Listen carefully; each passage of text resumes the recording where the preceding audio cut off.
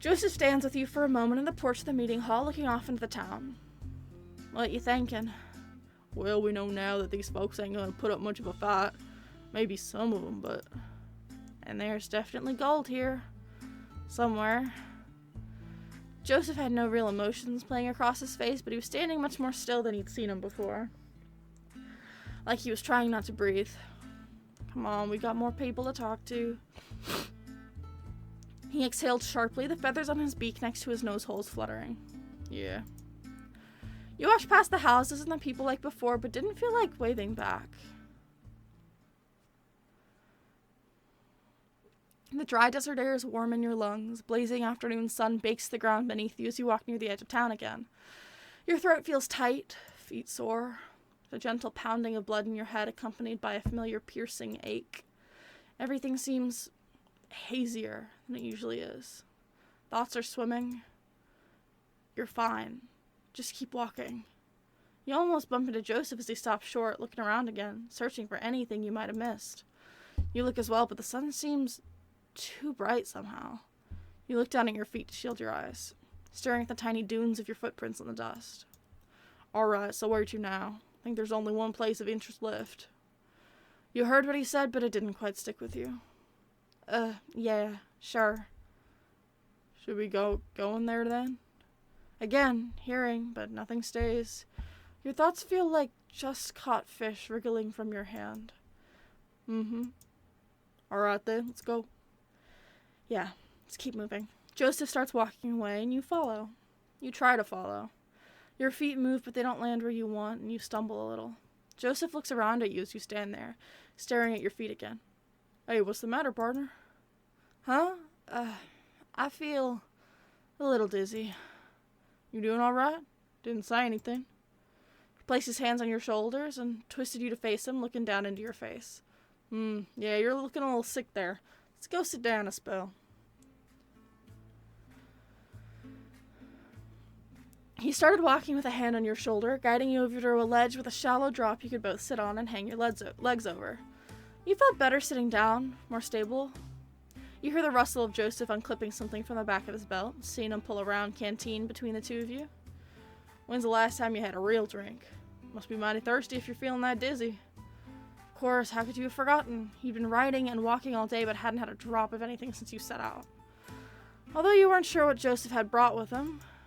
What's that look for? You think I got liquor in here? He chuckled a little and unscrewed the cap, letting you smell it a moment before taking a long gulp. Just water, see? Get it down before you collapse on me or something.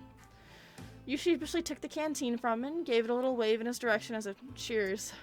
You tilt it to your dry mouth and take deep gulps for a few seconds, licking water drops hanging on the edge of your lips after.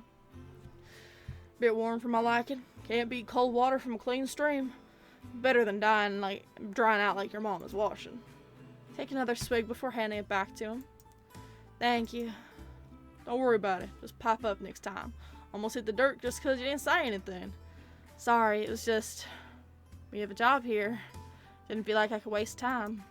Pshaw, can't even make time to sit down and drink. You're unlike most of it. Who put a snake in your boots anyway? You gotta slow down a little. Maybe. I mean, what do you do to relax when you're off the job? Relax? Yeah, relax, unwind, take a load off. I know what you mean. The question just caught you off guard a little. You weren't sure how to answer. You'd never given it much thought. What do you do to relax? The gang is always busy with something. Traveling, hiding out, making trouble. Not a lot of time to not do anything. I guess I play cards sometimes. Mostly just solitaire. Respectable. You win much? Nope. Ain't about winning anyway. Just helps to pass the time. Yeah, I know what you mean. Me and the boys usually play some rounds of cards, sometimes betting. Although some of them are some real sore losers, sometimes just easier to let them win and avoid the issue. I beat one of them at poker 5 times in a row, and I swear the rest of the week he was giving me the eyes. Found my head full of knife holes one morning too, but I think it was just to scare me. At least I hope it was. He gave out a loud guffaw, real, unrestrained kind that made you doubt a second if the canteen was really just water. He had a nice laugh, you thought. Someone actually enjoying themselves? Maybe it's just nice to hear a laugh that wasn't done at you. You a gambling man? Flutter in your chest, the end of the ribs. Not really. Never had much to gamble in the first place. Always seemed like a waste. I can respect that restraint. Don't always have to be about money, mind you. When I was younger, me and Papa used to... He stopped for a moment, thinking of scratching his neck, his train of thought slowed by some forgotten memory. We used to play cards after dinner. A lot of days when I came home, I'd bring pebbles from the river. I always liked how smooth and pretty they looked, all sorts of colors and shapes, all of them different. We kept them on the mantelpiece, and when we played cards, we'd bet with them. He always won, but it was too much fun for me to ever be mad. I think he did let me win, though, when I was betting big and was going to lose one of the rocks I really liked. He always knew which ones were my favorite, and never wanted to see me cry. Can't think of any other reason he would have lost to me. Suppose I ought to thank him for teaching me. You weren't sure what to say, so you just gave him a soft smile. Family could be so complicated. You don't want to say the wrong thing. Oh, you know what? He dug into a pocket and produced a tattered-looking packet in his hand that you recognized to be playing cards. How about some Vined Fun? You played before? Then we can bet with He twisted around himself, looking for anything you could use as a stand-in betting chips. You saw his eyes settle on a small pile of rocks for a moment, but instead noticed a stray feather, barely holding onto the back of his hand. He plucked it and placed it between you both, twisting how he sat to face you better. We can bet on this feather. We'll do a first to 5. You get it if you win, I keep it if I win. You swiveled yourself round to sit cross-legged and face him. Didn't know you were so desperate to gamble you use your own body? Hardy har, just thought I'd be more interested in the rocks. Oh, well, I thought you were a rock lover, Mr. Rock Collector. Take him on the open road, your own little rock circus. A regular Barnum. Joseph couldn't help but smile, even through his fake pouting at your teasing. I don't know if J.H. Barnum has quite the same ring to it, frankly. J.H.? Yes, and Joseph Harrier, my initials. Oh, of course. So do you know how to play Vined Fun? I do not. Nope. Alright, rules are simple. I'm the dealer. I deal you 2 cards face up and deal myself 1 face up and 1 face down. Idea is to get as high a number from your cards as you can without going over 21. Oh, it's blackjack. Got it. If you go over 21, it's a bust. Same goes for me, but you need to get a higher number than me to win. A draw is called a push. You can hit to get another card or stand to stick with what you have. You can hit as many times as you like as long as you're under 21. After your stand, I flip over my face down card and have to hit as long as it's under 17. If I go bust or my number is lower than yours, you win. If you get 21 exactly, then you don't hit or stand and can get a push in that case. If I also get 21. Cards are worth what the number says. Face cards like King, Queen, Jack, or 10. Where things can get a little confounding is that Ace is worth either 1 or 11. Ace is worth 11 in a hand unless it would be a bust, in which case it's just a 1. Ace can still be an 11 if it would let you win. Gets a little muddled during games sometimes, but I ain't trying to cheat you, so don't worry about it too much. Right, let's play. Like I said, first to 5 wins. Oh, I'm playing blackjack. Okay. I've got a good card. I'm gonna stand. Dealer's hand is the 4 of spades, Queen of diamonds, making his total 14. Dealer's hand is the 4 of spades, Queen of diamonds, Queen of spades, making his total 24. I win! Hell yeah. I play blackjack all the time. Not for money, but 14, hit me. Draw the jack of clubs, total's now 24. Shit! You bust. Got the 9 of clubs and 6 of spades, making your total 15. Hit me. Draw 10 of spades, damn! My luck is shit. You got the 10 of diamonds and the 2 of diamonds, making your total 12. God. Hit me. 4 of clubs, total's now 16. Hit me. 3 of hearts, total's now 19. I will stand. The dealer's hand is the 8 of clubs, 6 of diamonds, making his total 14. His hand is the 8 of clubs, 6 of diamonds, and 8 of spades, making his total 22. Okay, you win this round. Got 3 of spades and ace of spades, making your total 14. Hit me. 8 of hearts, total's now 12. Hit me. 7 of diamonds, total's now 19. Stand. 17. Sorry, I win. Okay. Ace of hearts and 6 of clubs, making your total 17. I'll stand. Your hand is the 7 of spades, 3 of clubs, making a total 10. Total 15. Total 20. Damn. Get the ace of diamonds and 5 of spades, making your current total 16. Hit me. Queen of hearts, total is now 16. Hit me. Stand.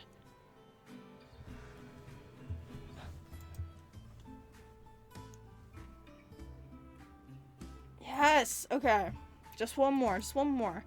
Ace of clubs and 2 of hearts. Hit me. Hit me. Oh, damn.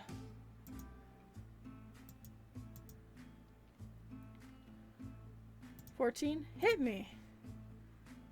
Yes! Stand. Yes! I win! Darn, well there you have it. Take your prize, sir. You took the feather in your hand, twisting the smooth quill back and forth a couple of times between your thumb and forefinger. It was thin and tapered and the color of coffee. Thick, uneven stripes of cream white ran along it from the middle. Thank you, Joseph. Don't mention it. You pocketed the feather carefully. We should probably, get back to it. As long as you're happy to and can stand steady, then I'm ready too. You swung yourself onto your knees and stood up with a sprightly jump. All ready? Let's get a wiggle on.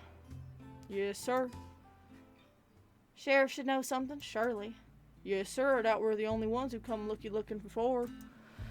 And Sheriff did say to come find it if we need anything.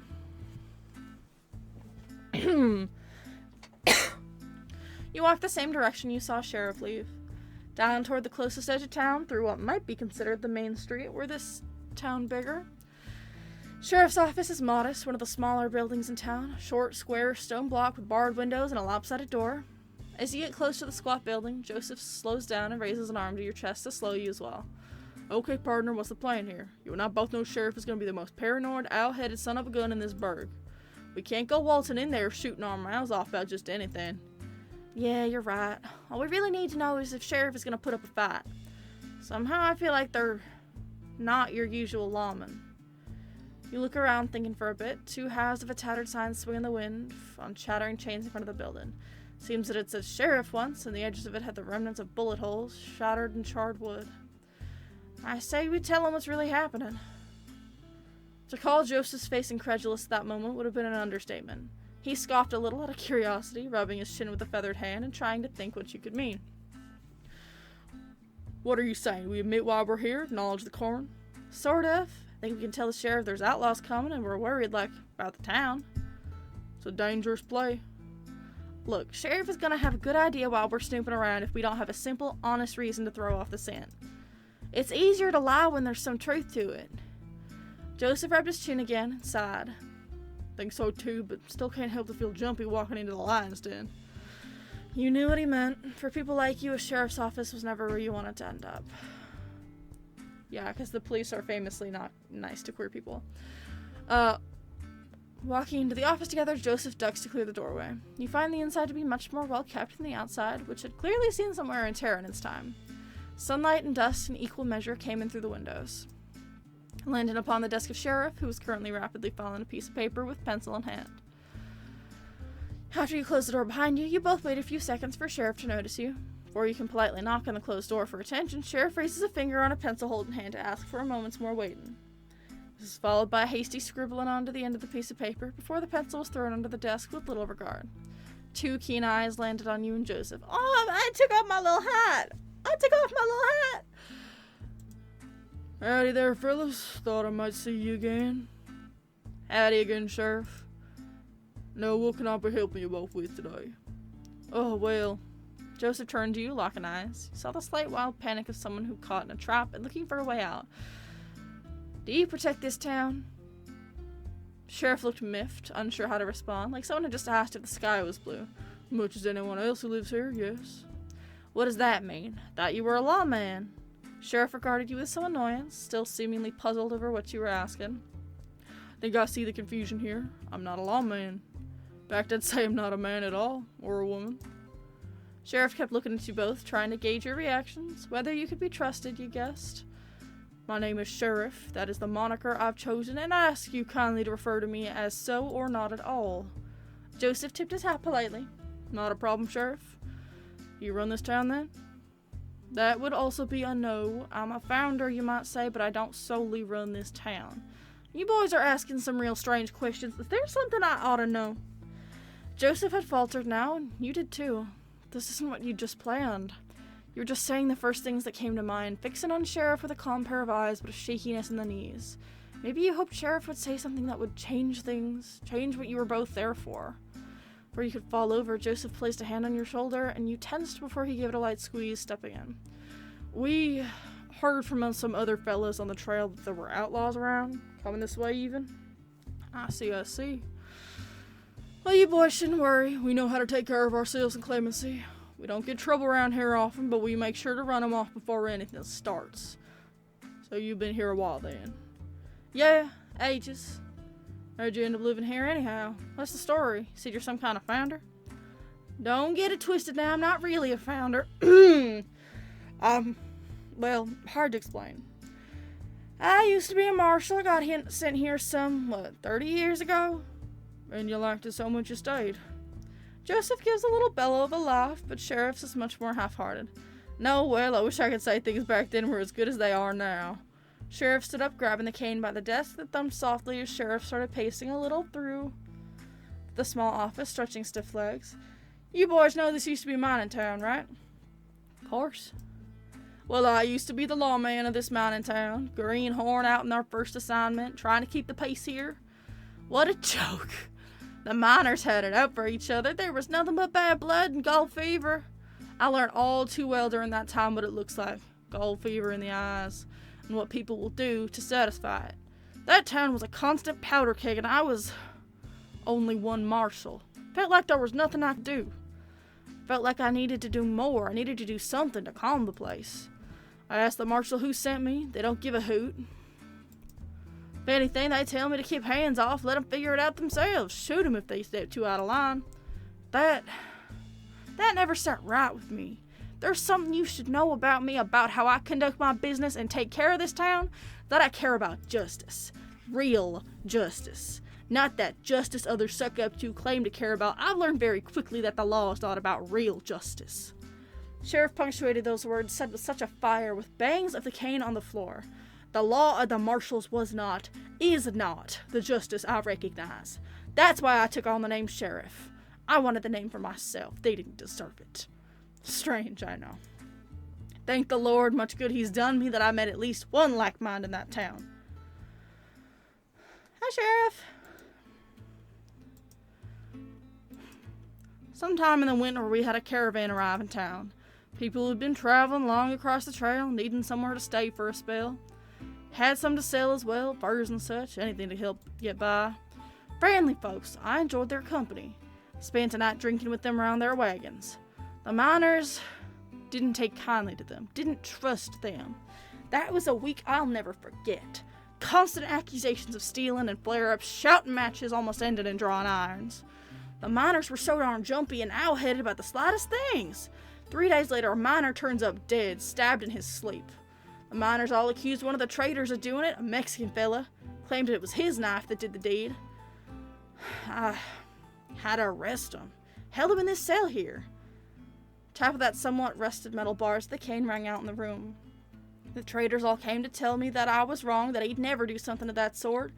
They helped push me in the right direction. I'd already had some suspicion about the miners' claims. A lot of accusations had been flying around about the Mexicans and Indians traveling the caravans. I did a little investigating and found that the miner had been killed by one of his friends. Another feud about gold, some stolen or missing, and his so-called friend had killed him for it. The miners wouldn't believe it, insisted that the man in the cell was guilty. Wonder if maybe they just couldn't see what I could, see things through my eyes. Felt like a mockery of justice, everything I cared about. That was the straw that broke the camel's back. Early the next morning, I asked the traitors to leave and take their friend with them. Sheriff notices how intently you both are listening, watery eyes flickering between you both.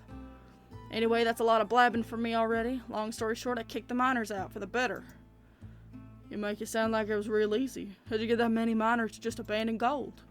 I did what I had to do, and I have no regrets or weight on my soul for it. Really, getting them out, that was the easy part, I suppose. We moved and rebuilt some of the town, further from the mines. We all wanted a fresh start. The years since have been hard, very hard. I don't know the stick 'cause I've been sitting on my jollies and gazing at sunsets. This town may be small, but it's a lot of work to keep going. Sheriff turned and went to sit at the desk again, the chair creaking beneath old bones. Don't take my griping to think I'm not thankful for this place, though. I've done a lot for it, but it's done just as much, more even, in return. How do you mean? Can't say I've ever really had somewhere I've lived do much for me. Sheriff sighed softly, looking out the windows into town. Clear view of the cobbled-together houses cascading down the shallow hillside. Clemency has given me somewhere to live. I had many hopes when I chose to stay in this town to try to make something of it. I've worked hard to earn the respect of those who live here, and as a person, not as an authority. People here don't see me as an oddity, they don't fear me, they don't mock or interrogate others for how they live. This ain't just a community, it's family. We're all far from our homes, from the people who made us, but here we can make ourselves what we want to be. Town of runaways who don't gotta keep running anymore. Sheriff stared out the window for a few moments. The sun was a bright golden shine, crossing wistful eyes. Turning back to you, Sheriff pulled back into the desk and got comfortable once more. Anyway, that's enough sap for me. Those outlaws all you wanted to talk about?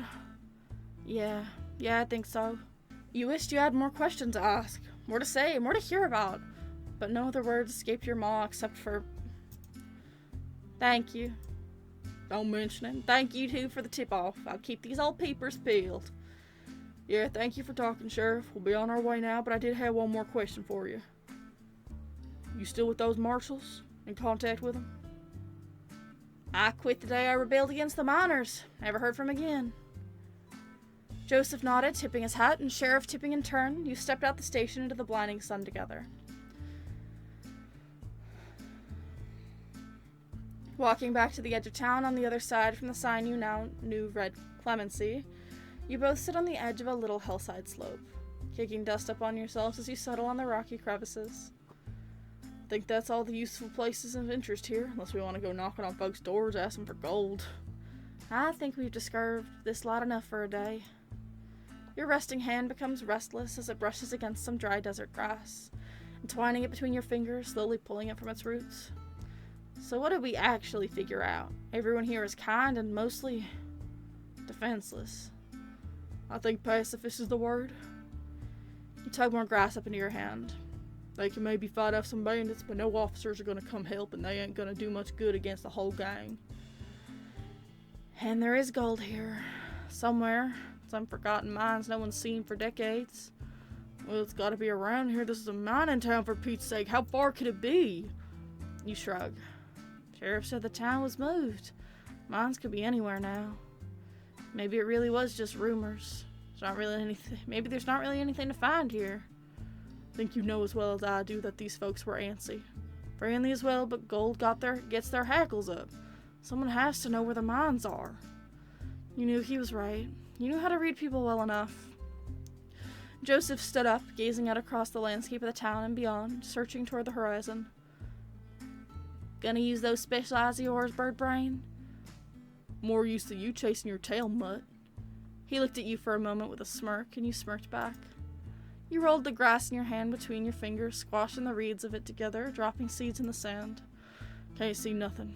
Goddamn, some eyes ain't helping neither. I don't know if Bartholomew would help out. He was maybe the most friendly one of the bunch. Sheriff didn't even talk about the gold. 'Cause Sheriff knows how to keep the town safe. You look up at Joseph, his puzzled face squinting in the sun down at you. Looking back out into the desert, the sun sits between two rocky outcroppings in the distance, a light bulb plucked up from the sky by unmoving fingers. It'll start getting dark soon. Sheriff knows where the mines are. Bartholomew said he never saw him, and Jacob was never a miner. He had no reason to go to the mines. What, so he never saw him? That don't make sense. I'm not saying that. I'm saying even if he did see him back then, he wouldn't remember where they were now. Sheriff still knows where they are because they're the biggest danger to the town. I'd wager Sheriff even checks up on him every so often to make sure it's undisturbed. Guess that checks out. We don't have the time for a stakeout, though. You balled your hand into a fist, the grass yielding and turning to dust.